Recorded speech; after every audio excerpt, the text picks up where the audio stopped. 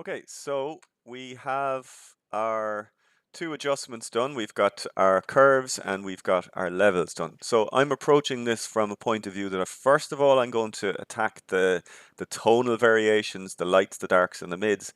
Then I'm going to see what kind of color information I need to adjust. And then I'm going to move into things like vibrance, saturation, and sharpening. So off the bat, just by looking at this after I've done my layers or my levels and curves, it does seem like the image has a kind of a bias towards red. Now, that's in some degrees understandable because we've got skin tones, which are generally that kind of pinkish side of the spectrum. We've got orange, or we've got red in the scarf. We've got a very browny orange looking jacket, and we've got our light has a very dominant red component in it as well.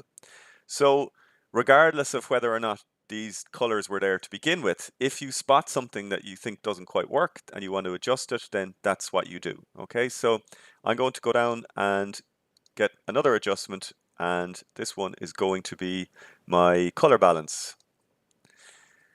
So the color balance looks at the image in terms of its red, green, and blue properties, and it allows you to mix or make more or less of these three colors. And when you do that, you're always going to be like a painter with a palette with paint. You're going to be mixing different colors into the image.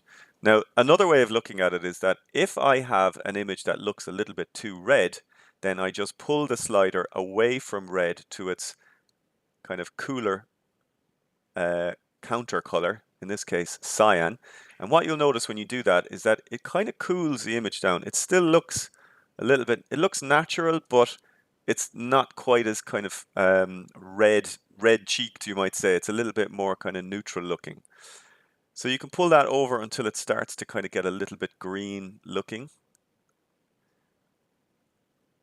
And if it does get a little bit green looking, then you can either pull back over towards red or just pull in a touch of magenta, which is a kind of a bluer version of red. Okay, so always it's generally such a soft touch with these sliders. You don't want to be colorizing the image. You know, there are other ways of doing that. So it's the midtones you'll see that are being affected here. If you wanted to, you could go up to the highlights now and do something similar, and just again that'll affect more the top end of the skin tones, and then you have a more balanced looking image. So again, do a before and after. You'll see that it is actually quite red. Now, a little tip, something that I do, so I'll switch off my color balance for now and select my background layer. If you go up to image and auto color, click that, you'll notice that it actually it makes an attempt at an automatic color. Now, I'm not suggesting that you can leave it or play with it, use this as your starting point, but I find this very handy because it's not always easy to look at an image and spot what the color bias in the image is. But when you do the auto color, it kind of suggests ways that you can pull those colors and you say, oh, do you know what? It was a little bit red now that I look at it. And you can undo that and then go in and do it manually. So it's just a little kind of a helper as much as anything else. So I'm going to switch back on my color balance, and the next thing I'm going to do is my saturation. Now, I'm not going to use saturation as such. I'm going to go for a kind of a saturation's sibling, vibrance, and you'll see it actually pairs with saturation. But vibrance allows you to pull up desaturated areas and saturate them without adjusting areas that are already quite saturated. So when you pull up the vibrance, you'll see that certain parts of the image get a little bit more saturated, whereas the jacket, for example, and the red in the scarf don't, because they're already up there in terms of their saturation. Okay. You can, if you want to, you can apply an overall saturation. Then if you just want to touch it one way or the other, then that's also fine. Now, you'll find that when you're producing an image that's going to be seen on screen, particularly on a phone, then you're always going to want to edge towards a little bit saturated, because small images on screens need that little bit of punch for you to be able to see the details. Okay, it's a slightly different way of working than when you're working with kind of large scale print and things like that. Um, the things that you really need to do for small screens are saturate, vibrance, and sharpening. So that's what we'll do next. We're going to apply a little bit of sharpening. Now this is different. You don't get it down here in the adjustment layers. You have to go up to your filters for sharpening. Now before you do, a good rule of thumb is to first of all do something called converting your image, your layer to a smart object. Okay. Now when you convert something to a smart object,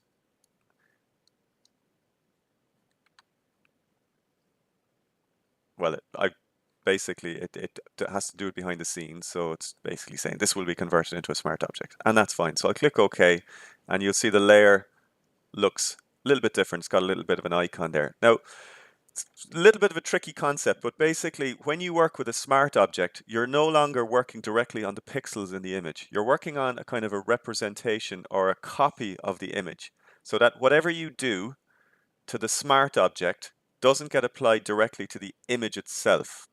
It's one step removed from the image. Now, the real beauty of that is that when you apply this filter and go on later on and do more work, you can come back and take the filter off because it hasn't been embedded into the pixels at a low level. It's called rasterizing. It hasn't rasterized the effect or the filter. It's applied it to like a virtual version of the layer, and then that is never really kind of embedded directly in those pixels. So when I go up to my filters now and I go to my Sharpen and Unsharp mask, um, any changes I make to it, I can undo them, I can get rid of them, I can switch them off. I can't do that if I'm not working on it on a smart object. So I go up, get my Unsharp mask, zoom out until I can see a bit more of the image, get the face. The face is the key part of this. Zoom back in and leave my preview checked. So I can unpreview that to see what it looks like before. And now I can start building a little bit of detail in there through sharpening. And I'm upping the amount, I'm upping the radius, and doing a preview before, after.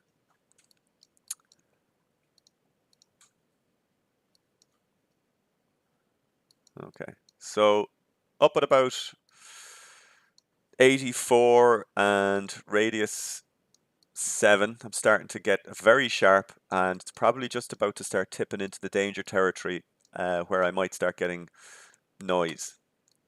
Okay, so I'm going to leave it at 84% and radius for around 6.5, 7. Click OK, and again I now have my filter as a smart filter, and if I want to I can switch that off to see the before, switch it on to see the after, and you'll see that it actually does quite a lot around the eyes and the facial features. Now, if you find that, okay, well, it's starting to kind of add a little bit of noise into the jacket or something like that, remember that you can always go to the mask connected to your smart filters, and you can do the same thing that you did with your levels. You can get the black paintbrush up and you can start painting out where you don't want it to be quite as sharp. Okay, so it's on any layer, adjustment layers, normal layers. If you see that little white rectangle, it means that you can paint out or paint in the effect depending on what it is that you want to do.